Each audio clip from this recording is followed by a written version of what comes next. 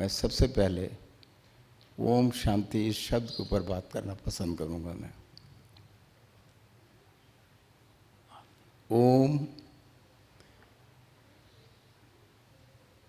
ऐसा कहा जाता है शास्त्रों में, पुराणों में, कि जब सबसे पहले सृष्टि जब क्रिएट की गई तो जो सबसे पहले ध्वनि जो पैदा हुई वो ओम शब्द की हुई। और ओम शब्द इतना पावरफुल शब्द है कि आप अगर सारे ट्यून अप हो जाएं उसी फ्रीक्वेंसी के ऊपर और एक दफ़ा यहाँ पर ओम की अगर टंकार लगा दी जाए तो यहाँ का कण कण, एक एक यहाँ की वायुमंडल का एक एक कोई भी जो स्मॉल से स्मॉल हवा का कोई भी टुकड़ा से टुकड़ा जो है वो भी सारा का सारा इतना चार्ज हो जाएगा सिर्फ एक ओम शब्द की वजह से। अब इसके साथ शब्द जुड़ा हुआ है शांति।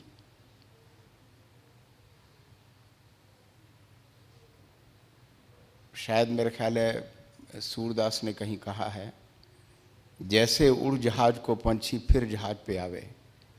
अब इसकी मीनिंग्स जो है संत लोग जो है हर तरीके से, हर मीनिंग का हर एक तरीके से इसका अर्थ निकाला जा सकता है, लेकिन इस कॉन्टेक्स्ट में जो मैं जो लेता हूँ वो ये है कि आप कुछ भी कर लीजिए, सारा कुछ, सब कुछ, दुनिया की जितनी वैभव, जितनी प्रतिष्ठा, जो कुछ भी आप कर लें, लेकिन अल्टीमेटली जो आपकी उपलब्धि जो जहाँ होगी, जो आप जिसका मैक्सिमम जिसका एसेट होगा वो आपका होगा शांति। और इन दो शब्दों को, ओम शांति को जो जोड़ा है वो सिर्फ ब्रह्म कुमारी ने जोड़ा है।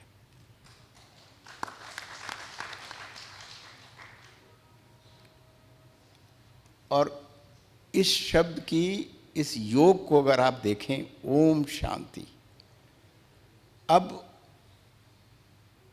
सिर्फ एक वर्बैटिज्म में कह देना किसी शब्द को और उसको सुन लेना और उसको कह देना, उसमें और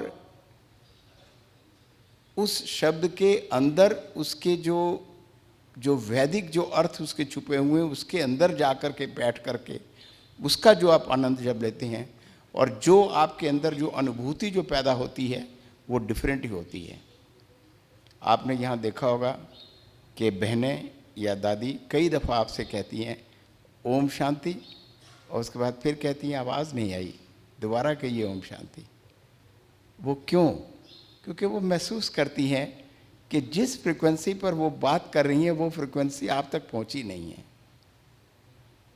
तो मैं जो आपसे कहना चाहता हूं कि जब भी आप इसको शब्द को कहें ओम शांति, ये एक बहुत पावरफुल शब्द है। ये आपके इस शब्द को कहते ही आपका सारा शरीर, आपके रोम रोम झंझना उठे, तब आप समझिए कि आपने दिल से इसको कुछ कहा है।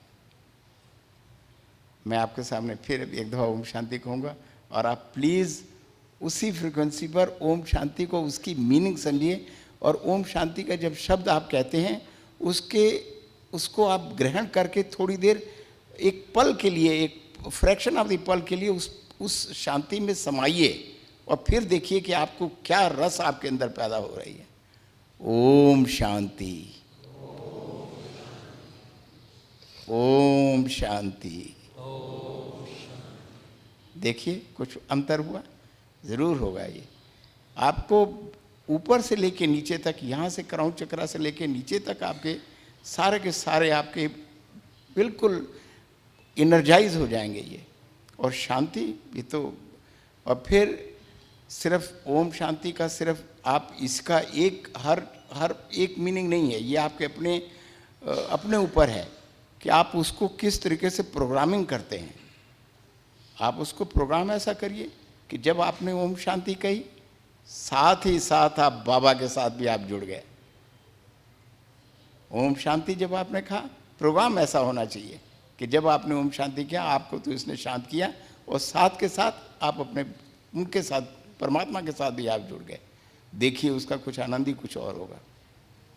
एनीवे, मैं कहना चाहता था इस शब्द को, इसके बारे में, इसलिए मैंने ये समय लिया। ये हमारे यहाँ सारे इंजीनियर्स बैठे हुए हैं, और जहाँ तक जॉब्स की टैकलिंग का सवाल है, सभी लोग एक से एक एक्सपर्ट हैं, सब जानते हैं कि कैसे काम करना चाहिए, कैसे नहीं करना चाहिए। और जो मुझसे अगर पूछा जाए, जैसे मैं उसको जो अगर किसी भी प्रोजेक्ट को जब भी लेता हूँ तो मैं प्रोजेक्ट को देख करके कभी घबराता नहीं हूँ, मैं हमेशा उसके पीस मील करता हूँ। एक काम को अगर एक ये समझ लूँ कि मुझे अगर ये काम करना है, इतना बड़ा ये हॉल बनाना है, तो मैं ये हॉल देख करके घबराऊँगा नहीं कि मुझे ये करना है। मैं उसके छोटे छोटे मुझे पता कि क्या पार्ट करने हैं इसकी। पहला पार्ट क्या है, प्लानिंग है, कौन करेगा, कहाँ से क्या आएगा, क्या करेगा। तो मैं जो जब भी करता हूँ पीस मिल करके करता हूँ मैं। दूसरी बात, मैं काम से कभी भी घबराता नहीं हूँ। I am never tired, I am never tired. अब आप कहेंगे मेरी 73 में क्रॉस कर चुका हूँ मैं। अभी 3 महीने पहले मैंने लॉन्ग टेनिस मैंने अभी शुरू की है, जस्ट 3 महीने पहले। और रोज़ाना 600 रुपया वो कोच लेता है 1 घंटे का, और मैं 1 घंटा जो है लगातार जो है सुबह 6 से 7 बजे अब दिल्ली में हूँ, मैं जाता हूँ और वो करता हूँ। मेरे बच्चे भी, मेरे दोस्त भी सब कहते हैं, डिगरा साहब ये कहाँ से शक्ति आ रही है? ये सब शक्ति वहाँ से आ रही है, ये सब शक्ति वहीं से आ रही है। ये सिर्फ आपको उस शक्ति के साथ जुड़ना है। और अगर कभी भी अगर आप ये कहें, किसी भी सिचुएशन में आप शक्ति का नाम लीजिए, बाबा का नाम लीजिए, परमात्मा का नाम लीजिए, और आप उस शक्ति से जुड़िए, और आप देखिए कि कभी भी आप जीवन में कभी अकेले नहीं होंगे, और हर वक्त आपके साथ वो दैवी शक्ति जो है हमेशा आपके साथ रहेगी। आप कुछ और 2 बातें मैं सिर्फ कहना चाहूँगा। मैंने अपनी ज़िंदगी में कई छोटे से एक स्लोगन बना रखे हैं, और जो मैं समझाता रहता हूँ, और आपको भी मैं देना चाहूँगा। एक शब्द है एज इज़ वेयर इज़। जब हम गाड़ियाँ खरीदते हैं बेचते हैं, प्रॉपर्टियाँ खरीदते हैं बेचते हैं, तो उसमें एक शब्द आता है एज इज़ वेयर इज़। अब इस शब्द के जो अर्थ मैंने लगाए हैं वो मैंने इसको अपनी लाइफ में ढाला हुआ है। आपके पास ज़िंदगी में बड़े से बड़ा कोई संत हो जाए, फ़कीर हो जाए, राजा हो जाए, इंडस्ट्रियलिस्ट हो जाए, बड़े से बड़ा, गरीब, छोटा, जो मर्जी हो, लेकिन जो डेस्टिनी ने जो हमारे लिए जो कार्यक्रम बना रखा है उसको कोई भी चेंज नहीं कर सकता है। अगर आप अपनी ज़िंदगी में एक शब्द अपने जीवन में डाल लें कि एज इज़ वेयर इज़, इसको मैं चेंज नहीं कर सकता हूँ।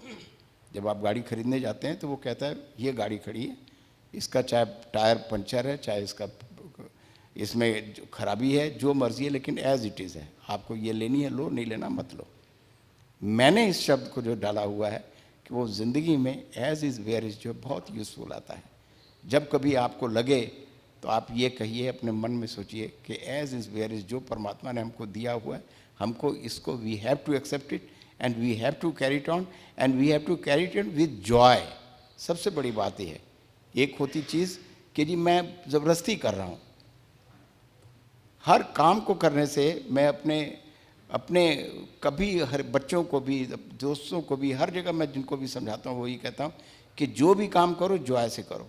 अरे मैं बहुत तंग हूँ इस वक्त, बहुत परेशान हूँ। अरे मैंने कहा क्या ज़रूरत है परेशान होने की, यही काम करो, तुम जॉय के साथ करो, कर सकते हो तुम। डॉक्टर साहब बैठे हैं मेरे साथ, ये समर्थन करेंगे कि जब आप जॉय के साथ करना शुरू करोगे, एक तो आपकी एफिशिएंसी बढ़ेगी, और दूसरी बात आप कभी बीमार नहीं होगे, बिकॉज दिल से कर रहे हो आप जो है। एक ये स्लोगन मैंने आपको बताया एज इज़ वेयर इज़। एक दूसरा और मैं स्लोगन बताऊंगा, वो है स्विच ऑन स्विच ऑफ। ये सब चीज़ें साधना की हैं, अभ्यास की हैं। ये आप हर वक्त अपने आप को उस सिचुएशन में एक दफ़ा ढालिए कि जब भी कभी किसी भी सिचुएशन में आप गए, फट से आपने वहाँ पर स्विच ऑफ किया और स्विच ऑन कर दिया आपने। और स्विच ऑन कहाँ करना है? स्विच ऑन करना है मुझे अपने बाबा के साथ, मुझे परमात्मा के साथ करना है। स्विच ऑन मुझे दुनिया के साथ नहीं करना है, मुझे वहाँ से स्विच ऑफ करना है। ये दो बड़ी इंपॉर्टेंट चीज़ है ये मुझे। और ये जब अगर आप ये दूसरी बात ये अगर सीख लें कि switch on switch off, switch on switch off, मैं बड़ी हैरानी वाली बात है, मैं दुबई भी जाता हूँ, मुझे ना कोई गर्मी लगती है, ना वहाँ पर मैं कोई महसूस करता हूँ। ठंड में चला जाता हूँ तो मुझे ठंड भी नहीं लगती है। यहाँ लेफ्ट हैंड है, वहाँ राइट हैंड है, तब भी मुझे कोई नहीं फ़र्क पड़ता है। 1 सेकंड में स्विच ऑन स्विच ऑफ। बस वो एक दफ़ा अभ्यास अगर आप वो कर लें जीवन में कि स्विच ऑन और स्विच ऑफ करके कैसे सिचुएशन से बाहर निकलना है, परमात्मा को याद करिए। और हम लोग इतने दिनों से, आज दूसरा तीसरा दिन है और हम लोग सुन रहे हैं, अच्छी अच्छी बातें सुन रहे हैं। हमारे यहाँ पर भी स्टेज पे भी सभी ने यही बात कही है। जो बात मैं ऐड की है मैंने वो ये है कि इसको आप जॉय से करिए और कभी भी हर सिचुएशन को हिम्मत से करिए और अपना हमेशा करिए कि प्रभु मेरे साथ है। इतने अच्छे अच्छे स्लोगन यहाँ पे लिखे हुए हैं ब्रह्म कुमारी के। मैं तो इसको यहाँ पर मोबाइल के ऊपर ले करके अपने सारे बच्चों को मैं उनको भेजता रहता हूँ, दोस्तों को भेजता रहता हूँ, और सब लोग इतने प्रसन्न होते हैं ये सब। लेकिन एक होता है सिर्फ देखना और एक होता है उसको अपने जीवन में ढालना। जीवन में ढालना बहुत ज़रूरी है। इस बात का ज़रा सा अगर आप ये करेंगे, बाकी शुरुआत में मैंने कहा ही था बैलेंस का, तो आप अपनी ड्यूटी करिए, जो करिए सब कुछ करिए, जॉय भी जॉय के साथ करिए, लेकिन साथ ही साथ जो है आप अपना उसके साथ हर वक्त जुड़े रहिए। हर वक्त मैं अभी इस वक्त बैठा हुआ हूँ, मैं बात कर रहा हूँ, लेकिन मैं अंदर से जुड़ा हुआ हूँ। ये आप महसूस कर सकते हो, आप भी कर सकते हैं। तो ये अंदर से जुड़े होने वाली जो बात है, ये हर वक्त आप उसके साथ जुड़े रहिए। ओम शांति। बहुत सुंदर पॉइंट, बहुत शॉर्टली आपने शेयर किया। जो जुड़ा रहने का, उनके साथ जुड़े रहे और कंटिन्यू जुड़े रहे, ये भी प्रैक्टिकली पॉसिबल है। और हमारा आज के चेयरपर्सन, नाम भी बहुत सुंदर है, वही जुड़ने का नाम है शिव गणेश। गणेश को शिव के साथ जोड़ना पड़ेगा, आत्मा को परमात्मा के साथ जोड़ना है। तो शिव गणेश जी शेयर करेंगे ये जोड़ने का तरीका कैसे हमें मदद करता है, और प्रायोरिटी सेटिंग में भी काफ़ी हद तक ये भी हमको स्ट्रेंथ देता है। ओम शांति।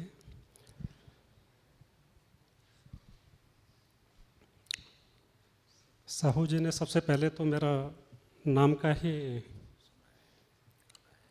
एक्सप्लेनेशन किया, लेकिन सबसे पहले मैं यहाँ ये बता दूँ कि बाबा का कमाल क्या होता है। तो जैसे ही मैंने यहाँ देखा, आया था मैं सेवाधारी बनने और बाबा ने बना दिया चेयरमैन। तो आते ही मैंने अपने साहू साहब से पूछा कि ये आपने क्या कर दिया। मैंने सबका रजिस्ट्रेशन करके सेवा की, वो कहेंगे ये सेवाधारी यहाँ चेयरमैन बन के बैठा है। मैं थैंक्स बाबा। अब ये सारी चीज़ जो लाइफ के जो किस तरह से हमें मैनेज करना है, उसके बारे में सभी हमारे आदरणीय स्नेही वक्ताओं ने अपने अपने विचार व्यक्त किए। हमारे हरि बाबू श्रीवास्तव साहब ने काफ़ी बताया कि जो प्रायोरिटी होती हैं, जो मतलब गोल जो हम फिक्स करते हैं, उसके लिए हमें इमीडिएट गोल नहीं देखना चाहिए, काफ़ी हमें फोरसाइटनेस दिखानी चाहिए। और IMD इंडिया मीटरोलॉजिकल डिपार्टमेंट तो उनका बहुत आभारी है, क्योंकि हम सैटेलाइट को यूज़ करते हैं और वो सैटेलाइट हमें वेदर की फोरकास्ट करने में काफ़ी मदद करता है। इसलिए मैं उनका बहुत धन्यवाद करता हूँ। हाँ, उन्होंने एक चीज़ बताई कि हमें जब गोल बनाना होता है तो करना क्या होता है। तो उन्होंने कुछ बताया कि हम गोल अगर फिक्स करते हैं तो उसको अचीव कैसे किया जाए। तो उन्होंने कुछ स्ट्रेटजी के बारे में वर्ड मतलब यूज़ किया कि स्ट्रेटजी कैसे हो। तो स्ट्रेटजी जब फिक्स करते हैं तो उसमें आता है कि कुछ हमारे फेवरेबल कंडीशंस होती हैं और कुछ हमारे अगेंस्ट कंडीशन होती हैं। कुछ हमारे जो असेट्स होते हैं, स्टेक्स होते हैं, वो हमारे सपोर्टिंग होते हैं, और कुछ हमारे पास जो चीज़ प्रॉब्लम्स आती हैं कि क्या क्या हर्डल्स आएंगे, वो हमें निगेट करती हैं। तो करना क्या चाहिए। तो हमारा गोल अगर अचीव करना है तो स्ट्रेटजी इस तरह से बनाएं कि जो हिंड्रेंस पैदा करने वाली उन पे थोड़ा सा इस तरह से ध्यान दें कि उनका यूज़ कम से कम हो, और जो हमारे फेवरेबल हैं, जैसे हमारा स्टाफ बहुत अच्छा है, हमारे पास टेक्नोलॉजी बहुत अच्छी है, हमारे सहयोगी बहुत अच्छे हैं, तो उसको हमें मैक्सिमम यूज़ करें तो शायद हमारा गोल अचीव होने में कोई देर नहीं लगेगी। हमारे रविंद्र साहब ने भी कुछ बताया कि हेल्थ वगैरह के जो कि हेल्थ को कैसे सेट किया जाए, तो उन्होंने बताया कि डिफरेंट लेवल्स पे, डिफरेंट स्टेजेस पे हमारे जो भी प्रायोरिटीज़ होती हैं वो डिफरेंट होती हैं।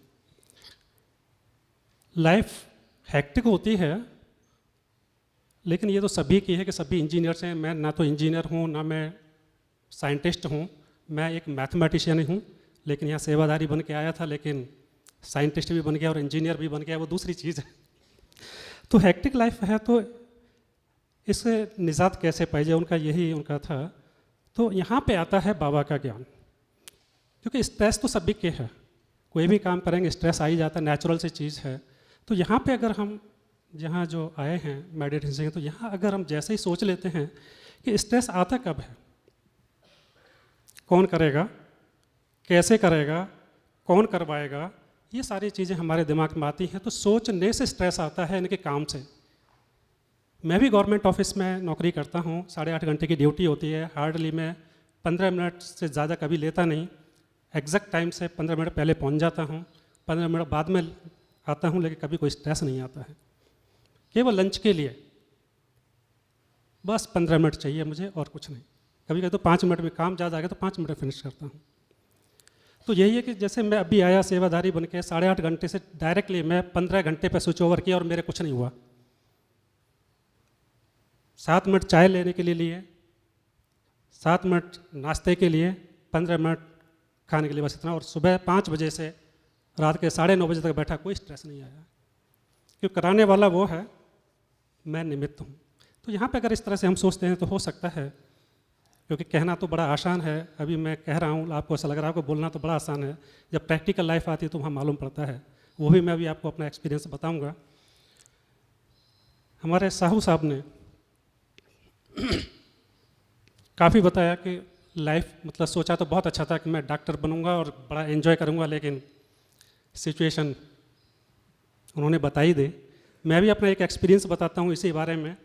मेरी वाइफ, हम आजकल जब बीके बन जाते हैं तो वाइफ नहीं यूज़ करते, हम युगल बोलते हैं, क्योंकि मैं या युगल बोलूँगा तो शायद समझ में नहीं आएगा, इसलिए मैं ये वर्ड यूज़ कर रहा हूँ कि वाइफ। तो उनकी अचानक तबीयत, कोई दवा लेने से कुछ दवा रिएक्शन कर गई शायद, तो उनके हालत बहुत ख़राब हो गई। यानी उनको इस तरह का आर्थराइटिस हुआ जिसे बोलते हैं कम्युनिकेट टिश्यूज़, कम्युनिकेट टिश्यूज़ कुछ बोलते हैं इस तरह का कुछ। उसमें होता क्या है कि अगर कहीं भी किसी पार्ट, कनेक्टिव टिश्यूज़, उनके जब भी कोई इन्फेक्शन छोटा मोटा हो तो पूरे बॉडी के जो ऑर्गन्स हैं, लंग्स हो, लीवर हो, किडनी हो, हार्ट हो, आई हो, सब में इन्फेक्शन साइमल्टेनियस हो जाता है। तो उनकी हालत बड़ी ख़राब थी। जहाँ एडमिट कराया डॉक्टरों ने जवाब दे दिया और उसी हालत में उन्होंने डिस्चार्ज कर दिया और बोला कि एम्स में जाइए। एम्स में गया, जब डॉक्टर के पास गया, नंबर आया काफ़ी वेट के बाद में, तो उन्होंने कहा जल्दी लाए, लेकिन वो व्हील चेयर पर थी। तो मैं व्हील चेयर पर जैसे ही लेने के लिए गया, मुझे 1.5 मिनट लग गया। 1.5 मिनट के बाद जैसे ही पहुँचा, वो कहते हैं अब बाहर जाइए, आपका नंबर निकल गया। मैं डॉक्टर साहब इनसे खड़ा नहीं हुआ, ठीक है नेक्स्ट बार में देख लीजिए, कोई बात नहीं। तो मेरे से कहते हैं आप आराम से निकल जाओगे या धक्के मार के निकालूँ आपको। उससे आप अंदाज़ा लगा सकते हैं कि स्ट्रेस क्या होता है। मुझे बुरा नहीं लगा, लेकिन जब लाइफ देख रहा हूँ कि मतलब क्यों इतनी बड़ी लगी है, और सब तरह के माइंड को वाश करने वाले आते हैं। कोई कुछ जैसे बताया कि अपनी बताने के बजाय वो डॉक्टर साहब के दिल को देखते हैं, तो ऐसा स्ट्रेस है। लेकिन उसमें भी बस फॉर्मूला एक ही है, सुप्रीम को याद करेंगे तो एनर्जी मिलेगी।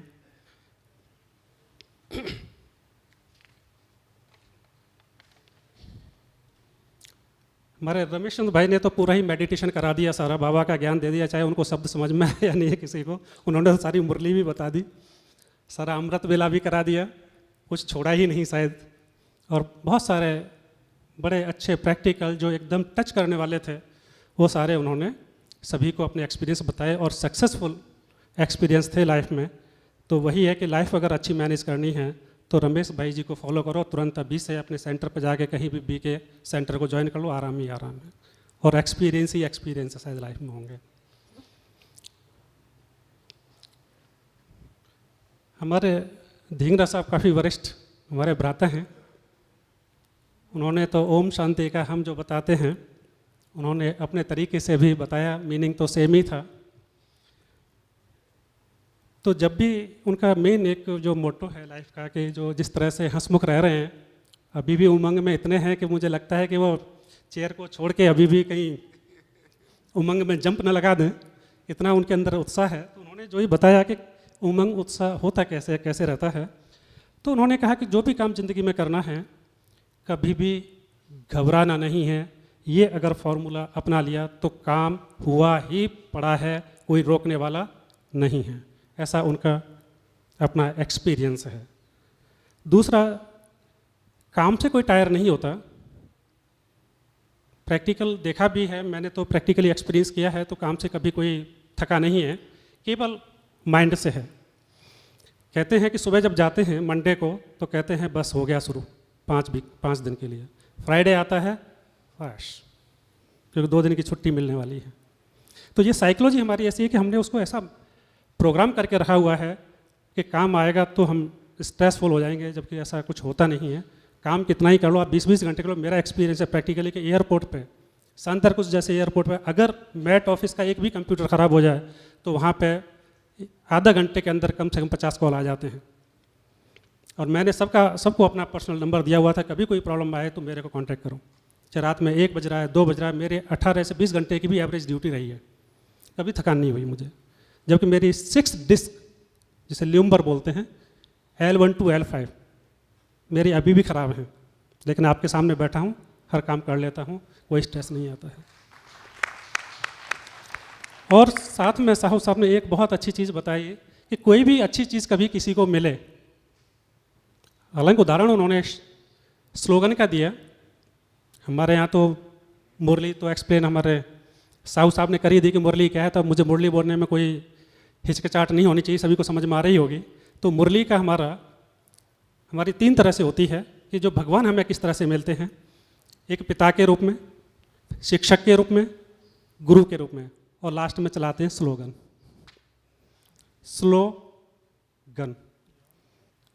तो अब साहू जी ने तो स्लोगन का एग्जाम्पल लिया, लेकिन कोई भी चीज़ ऐसी हो अच्छी लगे, दुनिया भी उसको अच्छी माने, उसको शेयर करना कभी ना भूलें। ये उनका आज का शायद मैसेज है। अब ये स्ट्रेस की बात हो रही थी कि लाइफ को सेट कैसे करें, तो मेरा पर्सनल एक्सपीरियंस जो मैं बताऊं, शायद शॉर्ट में इस तरह से कहें कि मुझे ऐसा लगता है कहीं पैसा और शोहरत, शायद यही उसका, अगर मैं गलत नहीं हूँ तो प्लीज़ करेक्ट कर देना मेरे को, कि मेन टारगेट वही रहता है कि हम कैसे स्टेटस प्राप्त करें, कैसे हमें कोई पूछे, कैसे हमारे पास धन इकट्ठा हो, सारी चीज़ें। हमें ऐसा बताया गया है कि आदमी 3 तरह के होते हैं, अमीर, सामान्य और गरीब। अमीर वो जो 10 को खिला के बाद में खुद खाए, वो अमीर। खुद करोड़ों कमाए, कुछ भी करे और खुद ही खाए, सामान्य। गरीब जो जिस पे कुछ ना हो, दूसरों से मांग है, वो गरीब है। आप अपने आप डिसाइड कर लीजिए कितने अमीर हैं। मैं सामान्य हूँ, लेकिन मेरी पत्नी हाउस वाइफ है, वो अमीर है, मैं गरीब हूँ। वो अपनी काम वाली को भी सबसे पहले, चाहे कितनी भी बीमार है, सबसे पहले अपनी काम वाली को जो आती है, सबसे पहले गरम गरम बना के उसको खाना खिलाती है। मुझे भले ही ठंडा खिला दे, हालांकि मुझे कभी खिलाया नहीं, लेकिन प्रायोरिटी मेरी सेकंड की होती है, उसकी फर्स्ट रहती है काम वाली के लिए। अगर उसको कुछ हो जाता है, एक बार उसको कुत्ते ने बाइट किया, टाइम ज़्यादा तो नहीं ले रहा, वो एक कहते हैं ना कि कभी बोले नहीं लेकिन बोले तो फिर, तो उसको डॉग ने बाइट किया, तुरंत मेरे को इंस्ट्रक्शन मिले, क्योंकि आजकल इंस्ट्रक्शन मानने में फ़ायदा है, नहीं मानो तो जो हमारा अभी बात कर रहे हैं जिसमें वो अपसेट शायद ना हो जाए कहीं।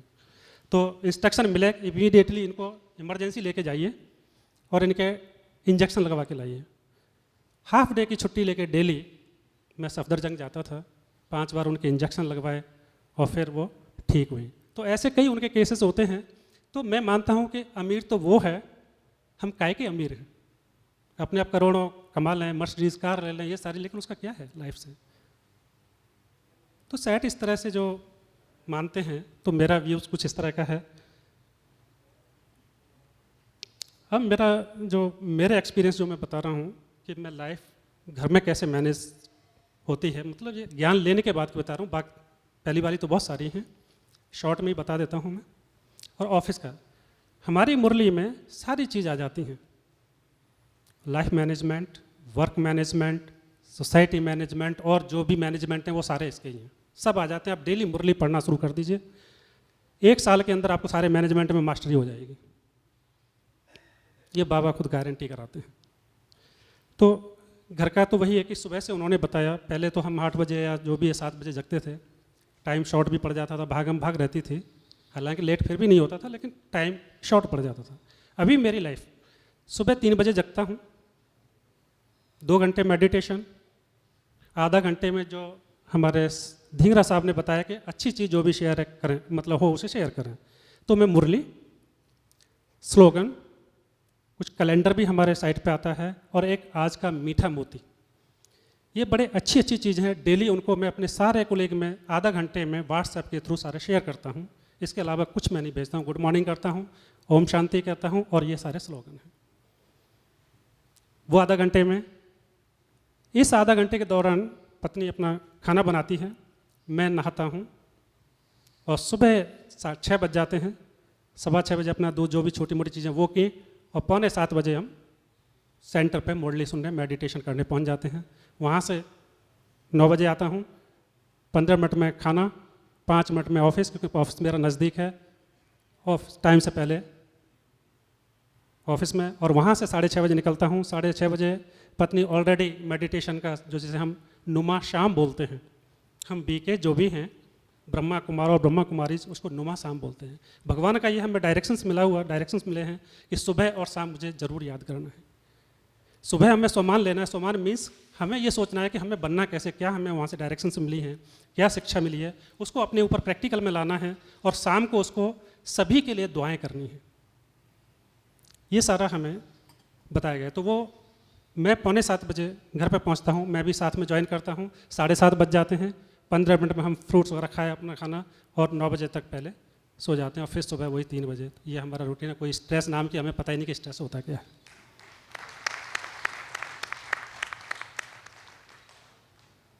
अब ये घर के मैनेजमेंट की दूसरी चीज़ बताता हूँ कि प्रॉब्लम आती हैं कैसे, क्या क्या होता है। जब बाबा को हमने समर्पित कर दिया, दिल से करना है, कहने से नहीं, तो वो अपनी केयर खुद करता है। तो ये मैं एक एग्जाम्पल प्रैक्टिकल बता रहा हूँ कि मैं बीमार हुआ था और 3 महीने बीमार रहा, तो उसकी मैं स्टार्टिंग बताता हूँ आपको। प्लीज़ बता दीजिए अगर टाइम का हो तो, मैं वहीं शॉर्ट 2 मिनट्स तो शायद नहीं होगा, तो एक ही बता देता। तो मैं बीमार हुआ तो उससे पहले ही मुझे डायरेक्ट मतलब लगा कि कुछ गड़बड़ है। हमारे जो सीजीएस के डॉक्टर थे वो कभी किसी को मेडिकल लीव देते नहीं थे। पता नहीं क्या भगवान ने क्या किया, उनको मैं गया दिखाने के लिए बीपी चेक कराने, उन्होंने कहा 2 दिन की छुट्टी लेके घर पे बैठो। और मेडिकल में कि नहीं मेरा काम है, अर्जेंट काम है, क्या कुछ नहीं आप नहीं जाओगे। पता नहीं उनको क्या सोच क्या लगा, मुझे नहीं पता। ज़बरदस्ती उन्होंने मेडिकल लीव दे दी मेरे को और घर पे बैठने के लिए इंस्ट्रक्शन दे दिए। हॉस्पिटल बंद हुआ और मेरे लूज मोशन शुरू हुए। 24 घंटे में 32 बार। आप अंदाज़ा लगा लीजिए कि एनर्जी कितनी रही होगी। लेकिन वो केयर भी करता है। अचानक ही मेरे को क्या लगा, जैसे मेरे को कभी ये साक्षात्कार और ये सारी चीज़ नहीं होती कि भगवान कैसा मैंने कभी नहीं देखा, आज तक मैं प्रैक्टिकल बता रहा हूँ। लेकिन उस समय पता नहीं, जैसे ही मैं थोड़ी सी नींद सी आई, अचानक कुछ ऐसे लाइट आई और इतनी मेरे को एनर्जी मिली कि 2 महीने, पूरे 2 महीने मेरे को कभी वीकनेस नहीं लगी। उसमें टाइफाइड भी हुआ, इन्फेक्शन हुआ और कई 2-3 और डिसीज़ हुए। सारे 2 महीने में कंप्लीट हुए। मेरे को कोई वीकनेस नहीं, आराम से गाड़ी ड्राइव करके जाता था। एडमिट कराने लोग ले गए, लेकिन वहाँ से सीट नहीं मिली, घर आ गया और आराम से ठीक हो गया। दूसरी एक और है कि मेरे घर की परिस्थिति ऐसी है आज, ऐसी मतलब जिसे प्रॉब्लम आप कहें, प्रॉब्लम माने या सिचुएशन कहें, ऐसी है आज कि अगर मैं बाबा के ज्ञान में नहीं आया होता तो 2 मेरे पास ऑप्शन थे। आज मैं यहाँ नहीं होता दो जगह होता, दो में से एक जगह होता। या तो मैं जेल में होता और या मेंटल हॉस्पिटल में मैं डिप्रेशन का इलाज करा रहा होता। परिस्थिति वो जो आई है वो अभी भी कंटिन्यू है, लेकिन आराम से पता है वो संभाल रहा है, बस ये करके छोड़ दिया है। समझाने का काम है, समझाते हैं सारी चीज़ें, लेकिन आपको मेरे फेस से शायद लग रहा हो अगर स्ट्रेस तो आप बता दीजिए। लेकिन वो स्थिति में अगर होता तो ये आम किसी के साथ भी ऐसा ही होता और ऐसे आप पेपर में पढ़ते आ रहे हैं और ऐसा उन्होंने किया है। तो ये दूसरी ऑफिस का भी, मैं अगर 2 मिनट नहीं हुए हैं तो मैं ऑफिस का भी बता देता हूँ। ऑफिस में क्या हुआ कि लोगों को मेरे ऊपर बड़ा विश्वास था कि ये गलत काम नहीं करेंगे। हमारे में क्या 24 hours round the clock duty चलती है, तो वहाँ स्ट्रेस बहुत होता है उनके अनुसार, क्योंकि वो इस तरह से सोचते हैं कि स्ट्रेसफुल है।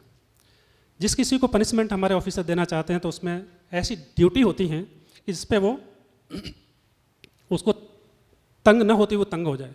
हर आधा घंटे पे ऑब्जर्वेशन लेना होता है और राउंड द क्लॉक चलता है। हर आधा घंटे आकर के ऑब्जर्वेशन लिया नहीं, थोड़ी देर में फिर टाइम हो गया, फिर आधा घंटे जाना, चाहे बारिश है, गर्मी है, सर्दी है, उसको जाना है। वो चिढ़ जाता है, दूसरे ऐश कर रहे होते हैं। तो जैसे ही वो इंतजार कर रहे थे मैं कब इंचार्ज बनूं, और हुआ ये कि मैं इंचार्ज हुआ। उन्हें बड़ी उम्मीद हुई और मैंने एक पैनल अपना बना लिया डायरी में कि ऐसे ऐसे 2-2 महीने के लिए सारा शिफ्ट करना है। मैंने किया। अनफॉर्चुनेटली क्या हुआ कि वही शिफ्ट में आए जो पहले से तंग होते आ रहे हैं, क्योंकि मैं नाम से ज़्यादा वाकिफ़ नहीं था उस समय पर, नया नया गया था। तो जैसे हुआ तो वो दूसरे ग्रुप वाले थे, उन्होंने उनको बोला तुम क्या सोचते थे कि ये तुम्हारी बातों में आएंगे, इनको भी हमने अपने कब्जे में ले लिया, लगी तुम्हारी ड्यूटी। अब उनको पहले वाले किसी से दुख नहीं था, क्योंकि वो तो जानते